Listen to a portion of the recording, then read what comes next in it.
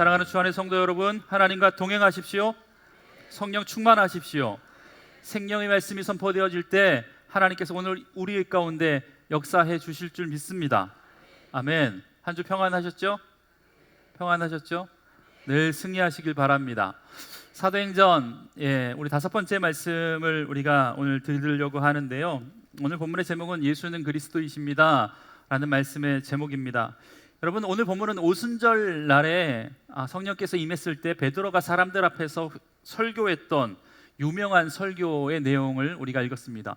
우리가 읽었던 본문이 꽤나 길었는데 그보다 사실 좀 더 긴데 그 중에 일부만 제가 읽었습니다. 제가 이 본문만 읽으면 생각나는 사건이 있거든요. 그게 뭐냐면, 제가 신대원을 졸업하고 그 다음 이듬해에 목사고시 시험을 봤어요. 여러분, 목사고시의 시험을 보는데, 목사도 시험 봐서 되는 거예요? 기도해서 되는 게 아니라, 기도해서 너 목사 이렇게 되는 게 아니라 시험 봐요. 목사고시의 시험의 과목은요, 성경, 교회사, 교리, 헌법, 대한민국 헌법이 아니라 교회 헌법인 거죠. 그리고 설교, 그리고 논술, 이렇게 봅니다. 시험을 봤는데 제가 한 번에 붙었을까요? 아멘, 이게 아멘한다고 붙을 일인가? 떨어졌죠. 떨어졌어요. 처음에 떨어졌는데 뭘 떨어졌냐면 설교에서 떨어졌어요. 설교를 이렇게 나와서 하는 게 아니라 설교문을 작성하는 거거든요. 본문이 주면 그 본문을 가지고 성경책 하나 가지고 다른 참고서 없이 성경책 하나 가지고 설교를 A3 큰 종이 앞뒤로 1시간 안에 적는 겁니다. 제가 떨어졌어요. 그때 본문이 뭐였냐면 사도행전 2장 이 베드로 설교, 우리가 오늘 읽었던 이 본문이 그때 주어졌던 설교의 본문이었습니다. 그리고 본문뿐만 아니라 제목까지 주어졌어요. 그 애가 처음이었었는데 그 후로 제목 주어진 게 없었는데, 사도행전 2장 16절부터 47절까지의 말씀을 가지고 가슴을 찢는 설교라는 제목으로 설교하시오. 여러분, 이게 목사고시였습니다. 가슴을 찢는, 마음을 찢는 설교를 가지고 설교하래요. 여러분, 마음을 찢는 게 뭔지 잘 모르겠더라고요. 그래서 떨어졌어요. 제가 생각했죠. 베드로의 설교는 사람의 마음을 찢는 설교였구나. 근데 지목사의 설교는, 그때는 전도사였죠, 나의 설교는 마음은 고사하고 아무것도 못했구나 라는 생각 때문에 떨어졌다라고 생각이 되었어요. 물론 여기서 말하는 마음을 찢다라는 표현은 교회 안에서 쓰여지는 관용적인 어구죠. 뭡니까? 회개하라 라는 내용입니다. 회개를 상징하는 상징이죠. 마음을 찢고 옷을 찢고 하는 것, 죄를 뒤집어 쓰고, 이게 다 회개를 상징합니다. 물론 요즘 이 찢다라는 말이 다른 의미로 사용이 됩니다. 그때는 이런 말이 없었지만 요즘은 이 찢다라는 말의 의미 속에 뛰어나다, 넘어서다, 이런 의미가 있어요. 신조어입니다. 여러분, 예를 들어서 어떤 가수가 무대를 찢었다, 들어보셨나요? 들어보셨죠? 이 말의 의미는 뭐냐면, 이 가수가 오늘 그 무대는 최고의 무대였다라는 것을 상징해 줍니다. 요즘 아시안컵이 진행되어져요. 기쁜 소식이 어제 밤에 왔죠. 일본이 떨어졌대요.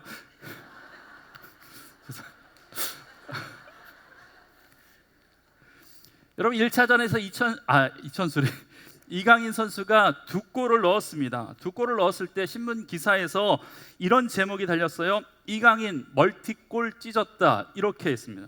예전 같으면 찢었다라는 말이 왜 갑자기 여기 들어가? 라고 이야기할 수 있지만, 이강인이 그날 최고의 활약을 보여줬다라는 것들을 이야기합니다.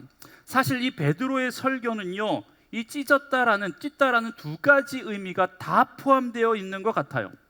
사실 베드로의 설교는 복음의 핵심을 가장 잘 표현하고 잘 설명하고 있는 설교 중에 설교입니다. 여러분, 이렇게 이야기할 수 있겠죠. 베드로 사도 오늘 설교 들어봤어? 못 들어봤으면 집에 가서 유튜브 한번 봐봐. 오늘 설교 찢었다, 오늘 강단 찢었다, 이렇게 얘기한다라는 거예요. 최고의 설교였다라는 것을 의미합니다. 여러분, 그런가 하면 원래 이 설교를 통해 회중이 보여줬던 반응을 통해서 그 설교가 그들의 마음을 찢는, 그들의 마음을 회개의 영을 불러일으키는 설교를 했다라는 의미, 이 두 가지 의미가 다 있는 것 같습니다. 여러분, 그렇다면 베드로의 설교의 내용이 뭘까? 어떤 설교를 했길래 회개의 역사가 일어나고 우리가 지난주에 잠깐 살펴보았던 것처럼 3천 명이나 죽게 돌아오고 세례받는 역사가 일어났을까? 여러분, 제가 지난주에 짧게 베드로처럼 설교했잖아요. 예. 그 설교의 내용을 네 가지로 간단하게 제가 요점을 정리할게요. 굉장히 긴 설교인데, 첫 번째는요, 성령이 임하신 사건은 수천 년 전에, 3,000년 전에 요엘 선지자에 의해서 이미 예언되었다라는 것을 이야기합니다. 사람들이 방언을 하니까 사람들이 뭐라 그랬냐면, 술 취한 거 아니냐? 그때가 9시였잖아요. 술 취한 게 아니야. 이거는 하나님께서 요엘 선지자를 통해서 예언하셨던 말씀이 지금 성취되는 거야 라는 것이 첫 번째 요지였고요. 두 번째는요, 다윗이 인용했던 시편의 말씀을 인용해서 예수 그리스도의 죽음과 부활과 그 승천과 성령을 주실 것에 대해서 이 베드로가 다시 한번 이야기합니다.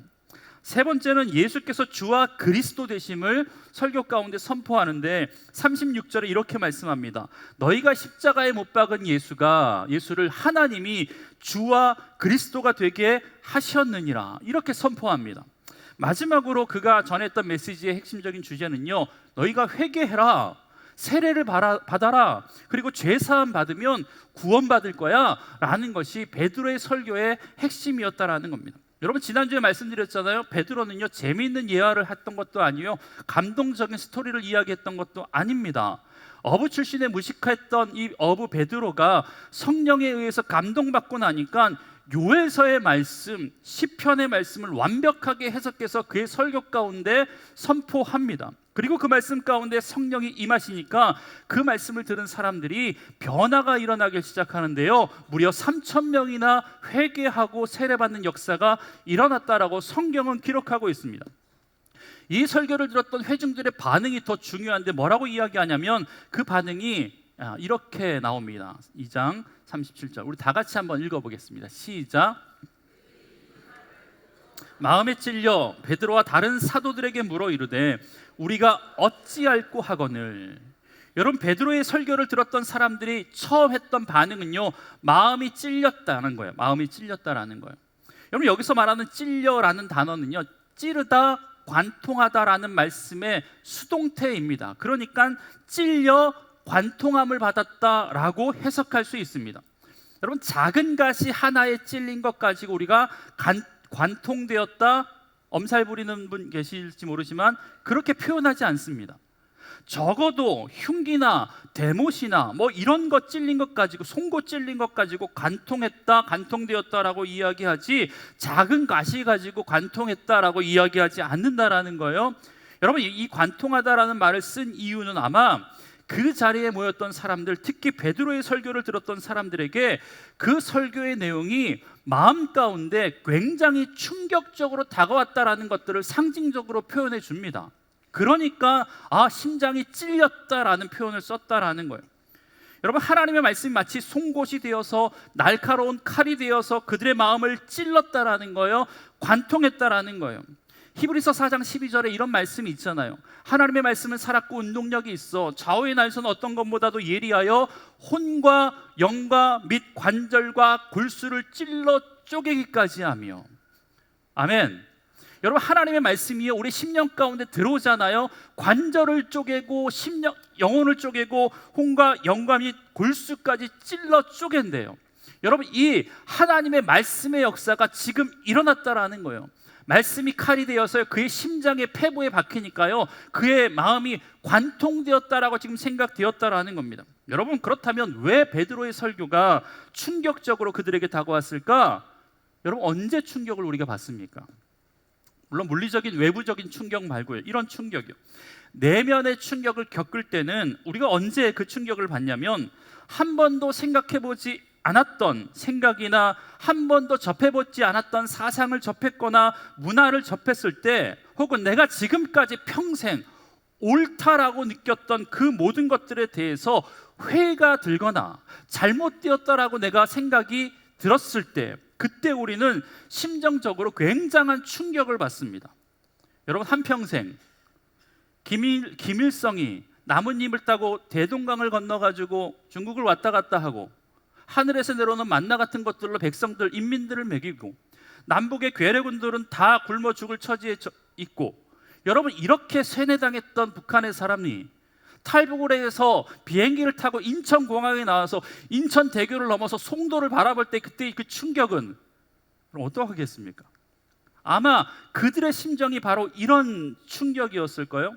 제가 어렸을 때 저는 짜장면은요 1년에 한 번 생일 때 먹는 거라고 배웠습니다.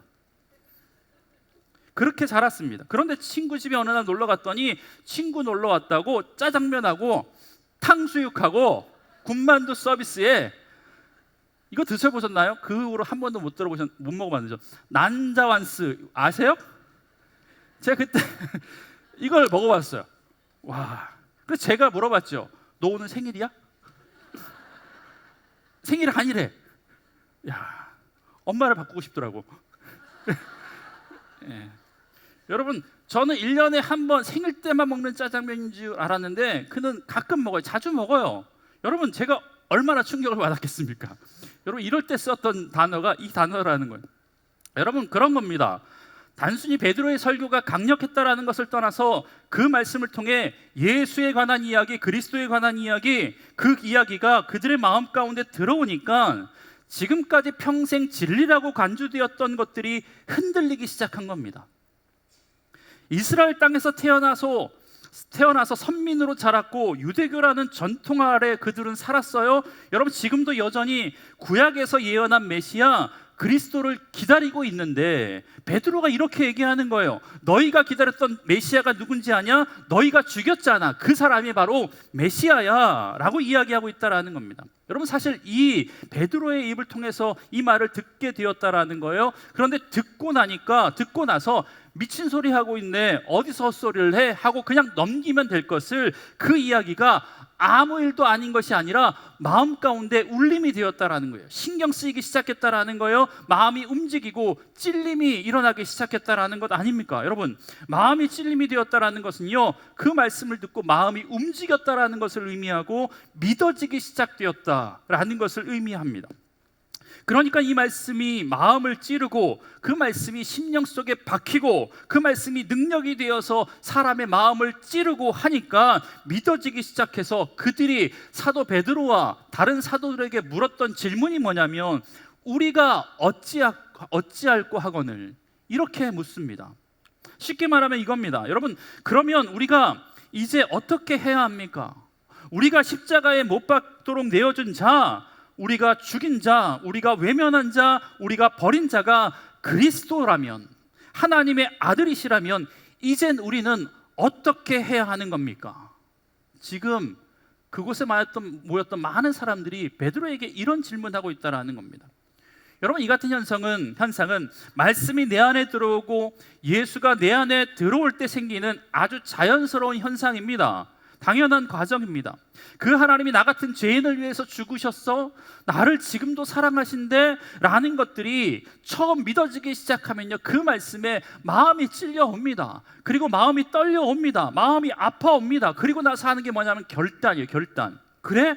그렇다면 내가 한평생 주를 위해 살아야지. 연약하지만 비록하지만 그분의 크신 사랑을 알았으니까 어려운 상황 가운데 내가 주를 섬기기로 작정해야지 라고 하는 건 아닙니까? 여러분 그러셔서 지금 여기 앉아 있는 건 아닙니까? 맞죠? 이런 과정이 다 있었을 겁니다. 여러분 저도 마찬가지죠. 제가 중3 때 인격적으로 예수님을 만나고 그분이 나를 위해서 돌아가셨던 그 십자가의 의미를 내가 그때 깨닫고 나서 내 마음 가운데 어찌할꼬라는 마음이 생겼어요. 중학교 3학년이 뭐합니까? 그래서 제가 말씀드렸잖아요. 하나님이 가장 기뻐하시는 일을 해야겠다. 기뻐하는 일이 뭘까? 목사구나 라는 것을 잘못된 생각을 했어요.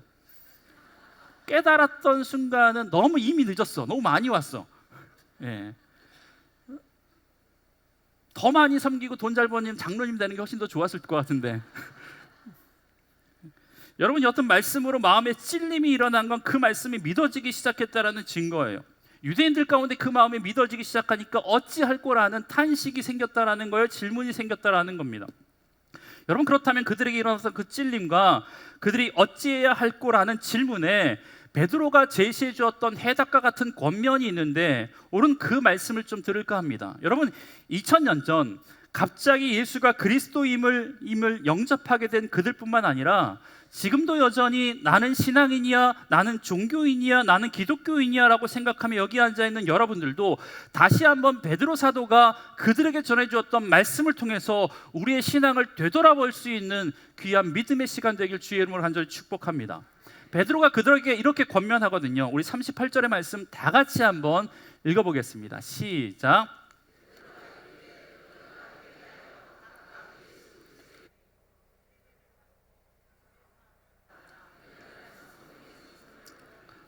아멘. 따라합시다. 회개하고 세례를 받고 죄사함을 받으라. 그럼 사실 이 세 가지는요, 결국엔 두 가지입니다. 그런데 이것을 한마디로 이야기하면 이것은 이 세 가지는 구원에 이르는 방법이라고 이야기해도 될 것 같습니다. 베드로가 했던 세 가지 가운데 첫 번째는요, 회개하라였습니다. 따라합시다. 회개하라. 여러분, 교회에서 자주자주 언급되는 단어가 있죠. 축복, 은혜, 사랑, 권면, 소망, 소명, 비전 이런 것도 있지만 회개라는 단어도 못지않게 많이 언급됩니다. 교회 다니는 사람들은 회개하다라는 말, 회개해야 된다라는 말을 참 많이 사용해요. 장로님들의 기도를 들으면 알고도 지은 죄, 모르고도 지은 죄를 회개해달래. 알고 지은 죄를 회개하는 것까지야 모를 수 있겠지만 모르고 지은 죄까지 회개해달라고 한다면 우리 기독교인들에게 있어서 이 회개라는 게 얼마나 중요한 것인가를 우리가 알 수 있다라는 거예요. 집회 한번 해보시고 부흥회 한번 해보시면 알잖아요. 우리 주변에 회개한다고 울며 불며 기도하는 분들이 참 많이 있습니다. 여러분, 믿지 않는 사람들의 입장에서는 무슨 죄를 그렇게 많이 졌길래 저렇게 울며 불며 회개를 할까? 그래서 예전에 1907년에 평양 대부흥이 일어났을 때 회개한다라고 이야기하면서 사람들이 그렇게 난리법석을 치니까 그 집회 장소에 항상 경찰이 와 있었대요. 어떤 잘못 저질렀나 보려고. 여러분, 우리 주위에 믿지 않는 사람들 중에요, 교회 다니는 사람들이 이렇게 회개할 짓 많이 하고 다닌다고 생각해서 차라리 법 없이도 사는 나 같은 사람이 훨씬 낫다라고 생각하는 분들이 있을까요, 없을까요? 있다라는 겁니다. 회개가 뭘까요? 여러분, 국어사전에 보니까 회개를 이렇게 정의합니다. 죄나 잘못을 뉘우치고 마음을 고쳐먹음. 회개의 정의입니다. 여러분, 그런데 이 말이 종교적인 의미, 특별히 기독교 안으로 들어오면 사회에서 규정하는 이 회개라는 단어와 의미는 같지만 조금 비슷하지만 그래도 좀 더 다른 의미의 회개의 뜻이 바뀝니다. 여러분, 남포교회를 담임하셨던 원로 목사님이신 이 박영선 목사님이 회개를 어떻게 정의하냐면 이렇게 정의해요. 한번 읽어보겠습니다. 시작. 운명에서 하나님의 뜻과 부르심으로 돌아서서 성령님을 보내신 하나님, 우리를 부르시는 하나님께 나와 내 인생을 맡기는 거, 이게 회개래요. 같은 단어를 쓰는데 회개라는 단어에서도 이렇게 서로 조금 다른 뉘앙스가 있는 이유는 우리가 말하는 죄와 세상이 말하는 죄가 다르기 때문에 그렇습니다. 여러분, 예수를 믿지 않아도 예수를 믿는 사람보다 더 정직하고 더 윤리적으로 사는 사람들이 왜 없습니까? 많이 있습니다. 여러분, 그런데 세상적으로 아무리 훌륭한 인격을 가지고 있고 법 없이도 살 수 있는 사람이 있다고 하더라도 우리 개념으로 본다면 그도 역시 죄인입니다. 맞습니까? 죄인입니다. 분명 그 사람에게 당신도 죄인이야 라고 이야기하면 내가 왜 죄인이야 라고 달려들지 모릅니다. 핏대를 세우며 달려들겠죠. 윤리적인 죄 지은 적도 없고 심지어 교통법규도 잘 지켰다고 나보다 깨끗한 사람이 어디 있냐고, 내가 죄인이면 이 세상 가운데 죄인이 아닌 사람 아무도 없다라고 그렇게 얘기할 겁니다. 여러분, 맞는 말입니까? 죄인이 아니니까 죄나 잘못을 뉘우치고 마음을 고쳐먹는 회개, 그 회개를 할 필요도 없습니다. 여러분, 그런데 그의 입장에서 맞는 것처럼 보이지만 우리 입장에서, 즉 믿는 자의 입장에서는요, 그가 죄인인 이유를 찾고 그 죄목을 찾는다면 그게 뭘까요? 혹시 아시겠습니까? 그의 죄목? 윤리적으로 깨끗하고 바르고 정직했던 그분이, 우리가 죄인이라고 한다고 성경이 죄라고 한다면 그분이 죄를 갖고 있다면 그 죄의 제목이 뭘까요? 하나님을 믿지 않는 겁니다. 여러분, 성경은 분명하게 이야기하고 있습니다. 예수를 믿지 않는 거, 그거 죄다라고 이야기하고 있습니다. 그러니까 믿지 않는 사람들과 가지고 있었던 죄의 개념이 이렇게 다릅니다. 여러분, 유대인들, 지금 베드로 주위에서 설교를 듣고 있던 자들에게 베드로가 회개하라라고 말하는데, 그들이 회개해야 할 죄목은 한마디로 말하면 뭘까요? 예수를 믿지 않는 죄, 지금 그걸 이야기하고 있다라는 겁니다. 여러분, 하나님께서 자신의 아들인 예수를 이 땅 가운데 보내주셔서 사역하시는 동안 그가 하나님의 아들 되심을, 그리고 죄에서 구원할 구원자 되심을 곳곳에서 가르치고 전파했습니다. 반복적으로 수없이 많은 기적과 이적을 통하여서, 가르침을 통해서 친히 예수가 그리스도 되심을 보여주었다라는 거예요. 그런데 사람은 어땠습니까? 믿지 않았다라는 겁니다. 지금 베드로가 설교하는 초반에 하는 얘기가 이겁니다. 우리가 읽었던 본문 22절의 말씀, 이스라엘 사람들아, 이 말을 들으라. 너희도 아는 바와 같이 하나님께서 나사렛 예수로 큰 권능과 기사와 표적을 너희 가운데 베푸사 너희 앞에서 그를 증언하셨느니라. 하나님께서 예수를 통해서 큰 기적을 베푸신 이유가 뭐냐면, 그가 그리스도이심을 증언하시기 위해서 보여주셨다라는 겁니다. 여러분, 그런데 이런 하나님의 증언, 예수님의 기적에도 불구하고 믿지 않았다라는 것 아닙니까? 믿지 않았을 뿐만 아니라 더 나아가 그를 죽이고 그를 거부하고 십자가에 못 박았다라는 겁니다. 23절의 말씀, 그가 하나님께서 정하신 뜻과 미리 하신 대로 내준 바 되었거늘 너희가 법 없는 자들의 손을 빌려 못 박아 죽였으나. 지금 베드로의 입을 통해서 이렇게 얘기하는 거예요. 하나님이 그리스도 되심을, 예수가 그리스도 되심을 이렇게 많이 보여줬는데 너희가 죽였지 뿐만 아니라 하나님께서 너희가 그를 십자가에 못 박혀 죽였잖아. 그런데 그렇게 많은 가르침과 수없이 많은 기적을 통해서 그리스도의 되심을 증거했음에도 불구하고 그들은 믿지 않고 도리어 죽였잖아요. 그런데 여기서 끝나지 않고 하나님은 예수가 그리스도 되심을 어떻게 증거하셨냐면, 다시 죽은 자 가운데서 살아나게 하심으로 예수가 그리스도이심을 하나님께서 증거하셨습니다. 믿으십니까? 그러니까 예수의 생애를 통해서 처음부터 끝까지 하나님께서 말씀해 주시고 싶으신 거는 이 예수가 내 아들이 그리스도야 라는 것들을 친히 말씀해 주셨다라는 거예요. 여러분, 그런데 그 사실을 보았음에도 불구하고 그들은 다 예수를 거부했다라는 거예요.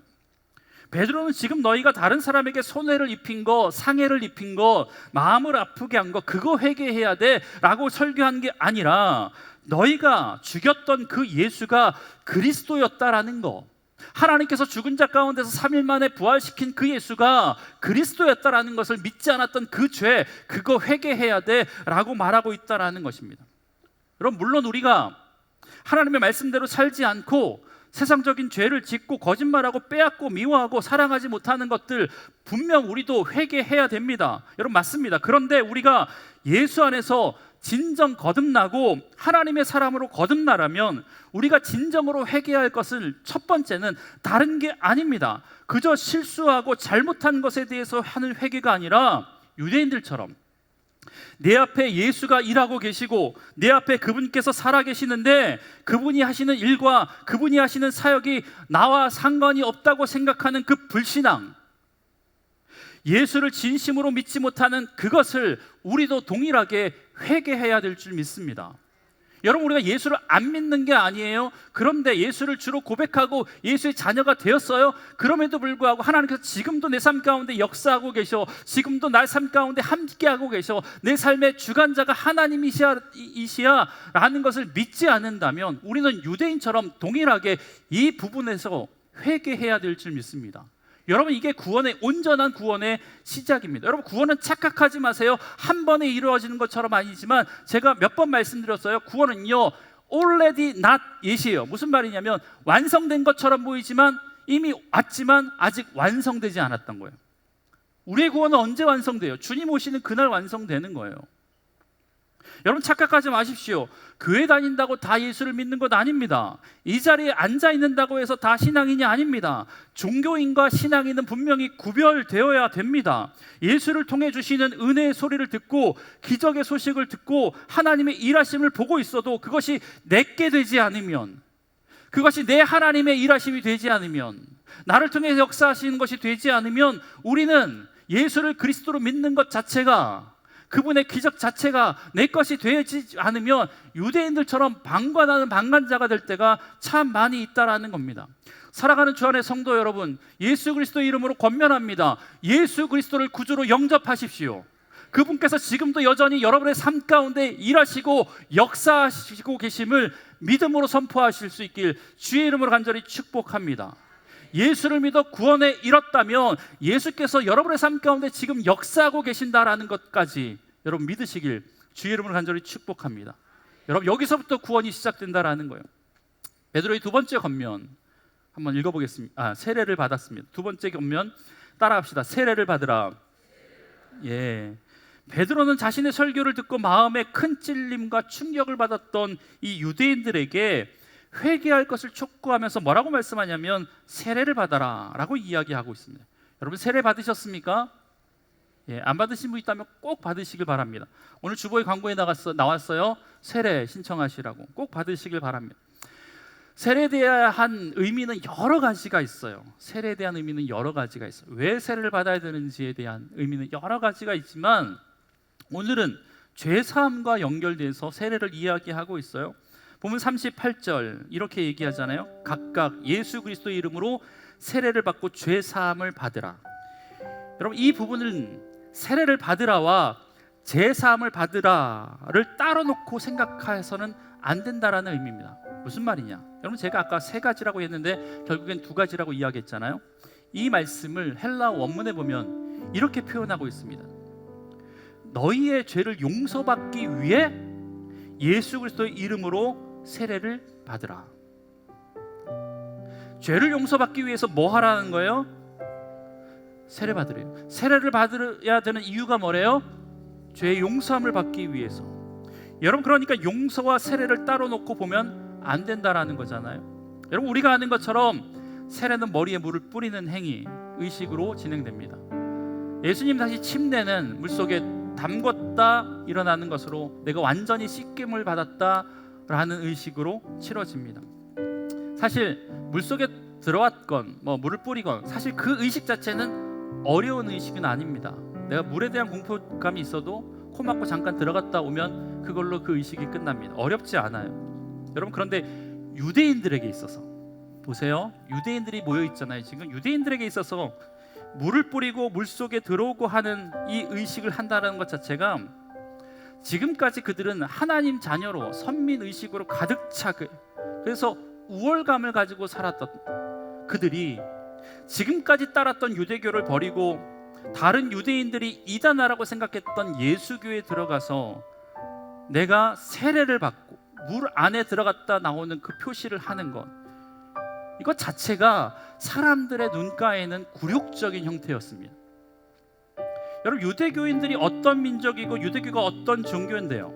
선민사상, 하나님이 택하신 족속은, 택하신 사람은 온 땅 가운데 우리밖에 없어. 그러니까 우리를 제외한 모든 사람은 이방인, 즉 개 같은 사람이에요. 여러분, 그들의 생각이 바로 이거였습니다.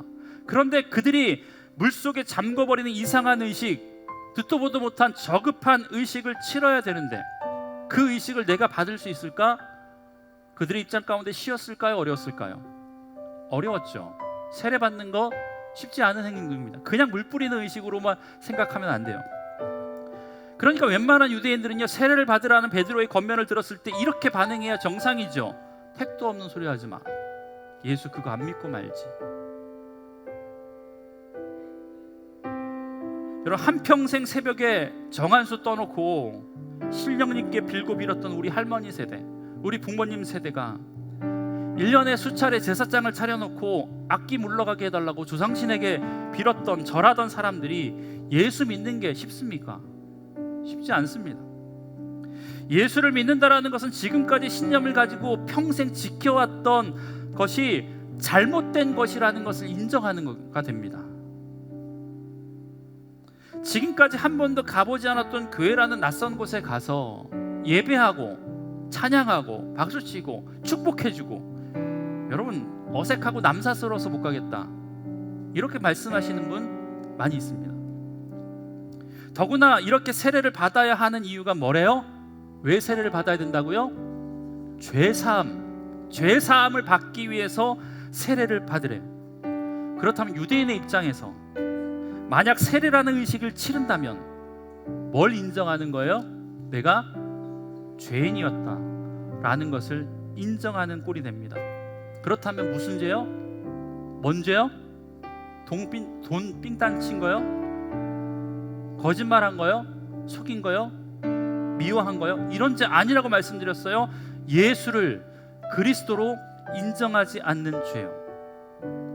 여러분, 이 정도면 차라리 예수 믿지 안 믿고 말지 라고 생각할 법도 한데, 여러분, 우리가 아는 것처럼 그날 그 장소에 모였던 사람들 가운데 수없이 많은 사람, 성경은 그 수를 3,000명이라고 이야기하는데 3,000명이 세례를 받았대요. 그만큼 베드로의 설교가 강력했다라고 이야기할 수 있지만, 여러분, 말씀드렸잖아요. 베드로가 한 게 아니라 성령께서 베드로를 통해서 역사하셨다라는 것 아닙니까? 베드로의 설교를 통해서 하나님께서 성령을 통해서 역사하시니까 그렇게 어렵고 힘든 일, 그게 3,000명이나 회개하는 역사가 일어났다라는 거예요. 여러분, 사람을 변화시키는 게 쉬울 것 같습니까? 어려워요.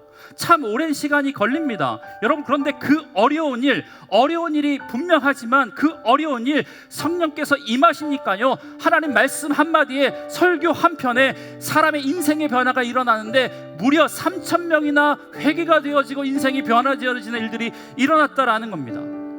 여러분, 성령께서 임하시면 말씀 한마디로 인하여서 사람이 변화되는 놀라운 은혜가 일어나게 될 줄 믿습니다. 여러분, 그래서 저는 교회 안에서 이런 말 하는 거 너무 싫어요. 교회 다니는 것하고 인성하고는 별개야. 저 사람은 하나님도 못 고쳐. 들어보셨나요? 해보셨나요? 여러분, 그런 게 어디 있어요? 왜 성령의 능력을 고작 성격도 못 고치는 분으로 평가절하합니까? 그런 게 어디 있습니까? 여러분, 보셨잖아요. 성령께서 임하시니까 그렇게 수세기에 걸쳐서, 수천 년에 걸쳐서 유대교로서 유대교의 정통성을 가지고 그렇게 평생 살았던 사람들, 그 사람들이 한 번에 세례를 받는 그 저급한 행위처럼 보이는 그것들을 해나가고, 그 행위는 내가 죄인임이다라는 것을 고백하는 행위였고, 그 일이 하루아침에 수천 명이나 받게 되어지는 일들이 일어나게 됐다라는 겁니다. 여러분, 오늘 이 자리에 혹시 나는 안 돼, 내 남편은 안 돼, 우리 가정은 안 돼, 내 자녀는 안 돼, 내 미래는 안 돼라고 생각이 드시는 분이 있으십니까? 심지어 가족들도 포기하셨습니까? 그렇다면 오늘 이 자리에 베드로의 설교를 통해서 역사하셨던 성령께서 예수 그리스도의 능력이 저와 여러분의 삶 가운데 임하길 주의 이름으로 간절히 축복합니다. 성령이 임하시면 안 되는 게 어디 있어요? 3,000명이 변화됐는데, 여러분, 우리의 인생, 여러분의 미래, 자녀의 미래, 고작 그거 하나 성령께서 못하실 것 같습니까? 여러분, 하나님께 맡겨 드립시다. 여러분, 세례는 그리스도와 연합하는 겁니다. 내가 그리스도와 연합했다라는 것은 그리스도께서 승리하신 삶이 내 삶이 되었다라는 것을 확신해 주는 것이 바로 이 세례라는 것입니다. 여러분, 그렇기 때문에 우리가 해야 될 건 뭐예요? 예수를 그리스도로 믿는 겁니다. 여러분, 여러분의 삶 가운데 예수를 그리스도로 영접하시길 바랍니다. 내가 믿은 지 30년 됐는데 40년 됐는데 예수를 그리스도로 믿지 않겠어 라고 말하지 마시고, 진짜 지금도 그 그리스도께서 살아계셔서 여러분의 발걸음 한 걸음 한 걸음을 지금도 여전히 인도하고 계신다라는 것을 믿으십시오. 믿음을 통해서 구원이 시작됩니다. 믿음을 통해서 변화가 시작됩니다. 믿음을 통해서 여러분의 삶에 기적이 일어나게 될 줄 믿습니다. 여러분, 이런 놀라운 인생의 변화와 산소망의 일들이 여러분의 삶 가운데 일어나게 될 줄 믿습니다. 예수를 주로 고백하는 사람들에게 이런 놀라운 은혜가 일어나게 될 줄 믿습니다.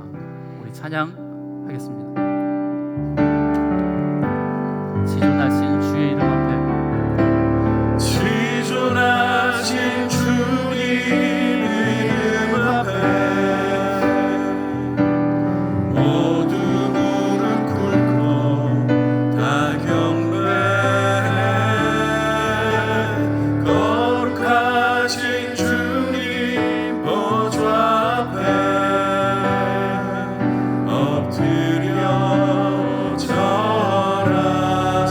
다시 한번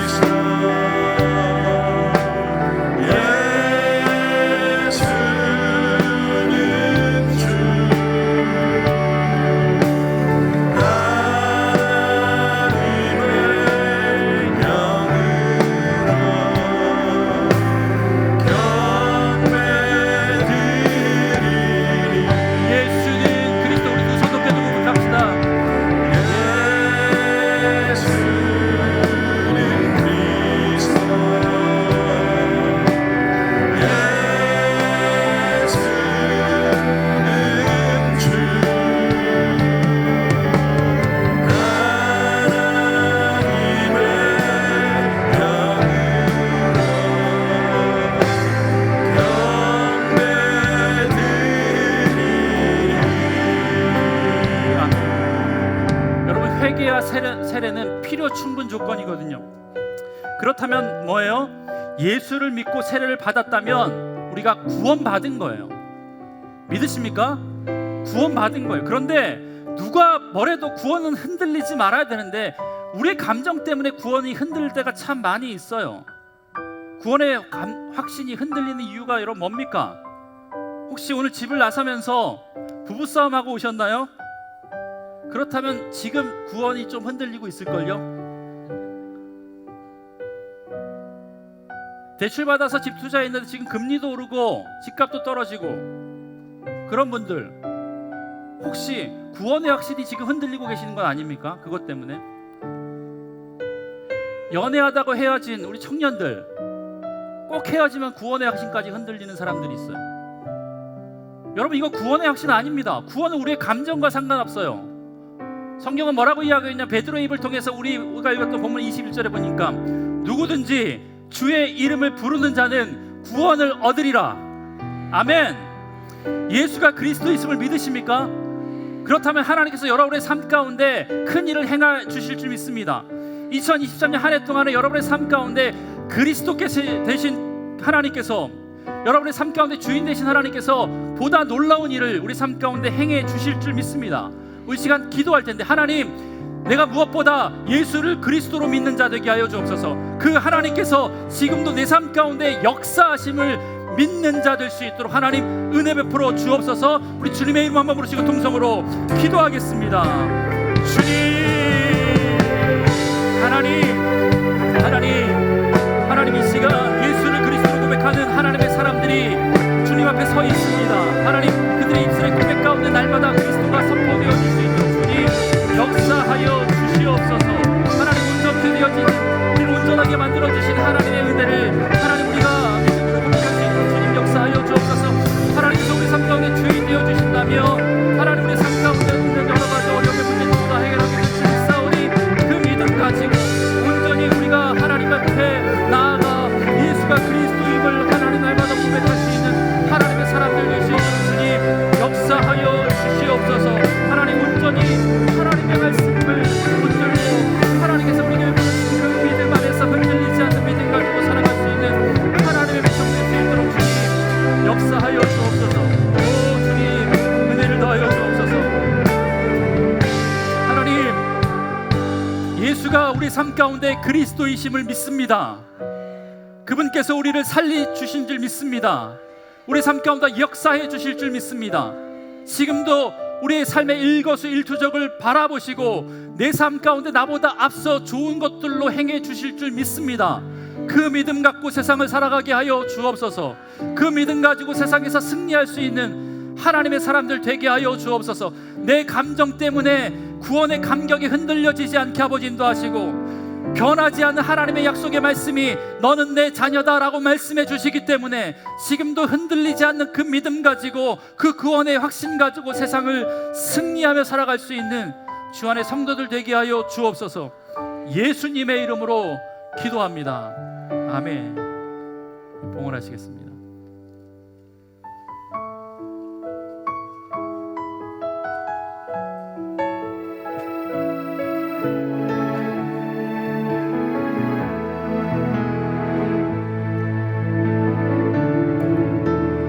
주님 큰 영광 받으소서. 홀로 찬양 받으소서.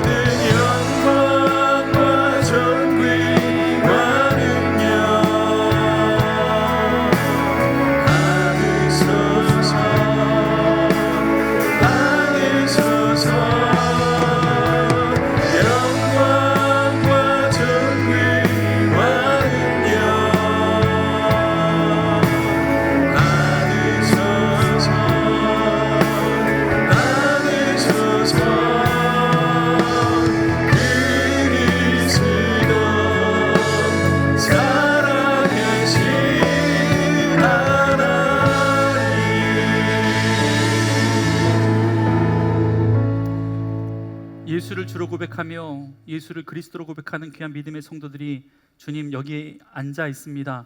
성령 하나님, 주께서 우리를 구원해 주신 그 구원의 은혜에 감사하는 마음 가지고 귀한 예물을 하나님께 올려드립니다.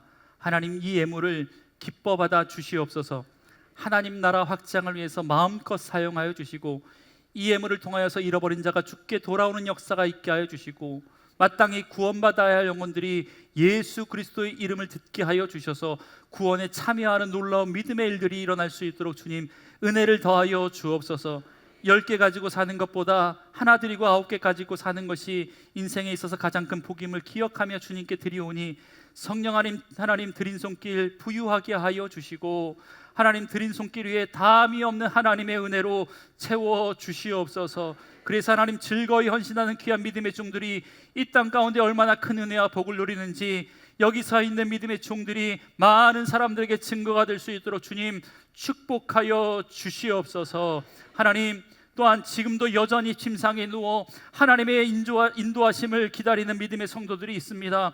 박혜숙 집사님 대장암입니다. 조경화 권사님 손에 실조증입니다. 황원섭 집사님 위출혈입니다. 차영아 집사님 간질성 폐질환 섬유화입니다. 김민재 성도님 뇌출혈입니다. 정진환 성도님 담낭암입니다. 신현봉 집사님 식도 막힘입니다. 이봉자 권사님 대장암입니다. 이재원 권사님 복막암입니다. 성령 하나님, 그들에게 찾아가 주셔서 회복시켜 주시옵소서. 하나님께서 함께 하시면 이 모든 질병의 권세가 떠나가게 될 줄 믿사오니, 성령 하나님, 죄에서 하나님 또한 질병에서 자유함을 얻게 하여 주시옵소서. 완전한 치유가 일어날 수 있도록 주님 역사하여 주옵소서. 병상에서도 주의 은혜를 경험케 하여 주옵소서. 마음껏 호흡할 수 있도록 역사하여 주옵소서. 의식이 없을 때라도 주님과 교제하는 자 되게 하여 주옵소서. 일어나 침상을 걷고 일어나서 하나님 앞에 나올 수 있는 귀한 은혜 허락하여 주시옵소서. 내가 나사렛 예수 그리스도의 이름으로 악한 질병의 권세에 계명하노니 모든 질병의 권세야 다 떠나갈지어다. 평강이 있을지어다. 성령 하나님, 그들의 침상 가운데 찾아가 주실 뿐만 아니라 여기 서 있는 믿음의 종들의 연약한 부분에 손을 얹고 기도할 때마다 그 얹은 손도 우리 주님의 손 될 수 있도록 주님 역사하여 주시옵소서. 세상으로 나아갑니다. 왕 대신 그리스도의 은혜를 많은 사람들에게 증거할 수 있는 하나님의 백성들 될 수 있도록 주님 은혜를 더하여 주옵소서. 모든 말씀 예수님의 이름으로 기도드리오며, 여호와는 내게 복을 주시고 너를 지키시기를 원하며, 여호와는 그 얼굴을 내게 비추사 은혜 베푸시기를 원하며, 여호와는 그 얼굴을 우리 모두에게로 향하여 드사 평강 주시기를 원하노라. 아멘.